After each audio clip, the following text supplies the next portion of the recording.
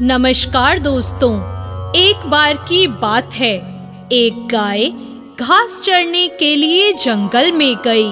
शाम ढलने ही वाली थी कि उसने देखा एक बाघ उसकी तरफ दबे पांव आ रहा था।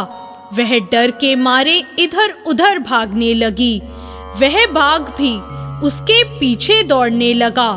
दौड़ते हुए गाय को सामने एक तालाब दिखाई दिया। घबराई हुई गाय उस तालाब के अंदर घुस गई। वह बाघ भी उसका पीछा करते हुए तालाब के अंदर घुस गया। तब उन्होंने देखा कि वह तालाब बहुत गहरा नहीं था, उसमें पानी कम था और वह कीचड़ से भरा हुआ था। उन दोनों के बीच दूरी काफी कम हो गई, लेकिन अब वह दोनों कुछ भी नहीं कर पा रहे थे। वह गाय उस कीचड़ के अंदर धीरे धीरे धंसने लगी। वह बाघ भी उसके पास होते हुए भी उसे पकड़ नहीं पा रहा था। वह भी धीरे धीरे कीचड़ के अंदर धंसने लगा। दोनों ही करीब करीब गले तक उस कीचड़ के अंदर फंस गए। दोनों हिल भी नहीं पा रहे थे। गाय के करीब होने के बावजूद भी वह बाघ उसे नहीं पकड़ पा रहा था। थोड़ी देर बाद गाय ने उस बाघ से पूछा, क्या तुम्हारा कोई गुरु या कोई मालिक है?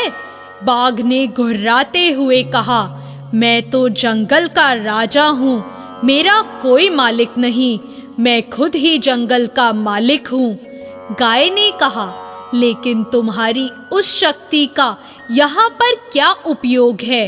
उस बाघ ने कहा, तुम भी तो फंस गई हो और मरने के करीब हो। तुम्हारी भी तो हालत मेरे ही जैसी है।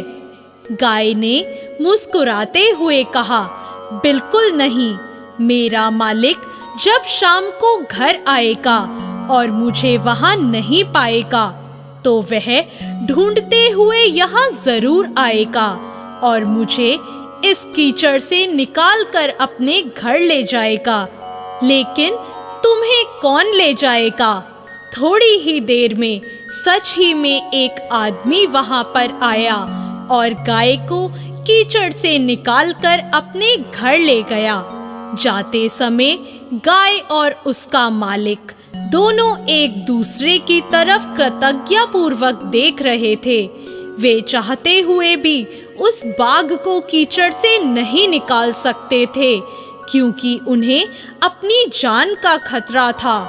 दोस्तों, किसी पर निर्भर नहीं होना अच्छी बात है, लेकिन मैं ही सब हूँ, मुझे किसी के सहयोग की कोई आवश्यकता नहीं है, यही अहंकार है और यहीं से विनाश का बीजारोपण हो जाता है।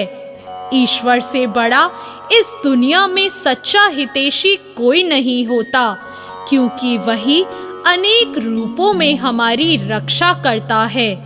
दोस्तों, हमारी इस कहानी में गाय समर्पित हृदय का प्रतीक है, बाघ अहंकारी मन का प्रतीक है और मालिक ईश्वर का प्रतीक है।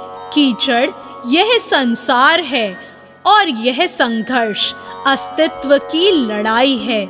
तो दोस्तों, कैसी लगी आपको हमारी ये कहानी? ऐसी और नई कहानियों के लिए हमारे चैनल को तुरंत सब्सक्राइब करें। धन्यवाद।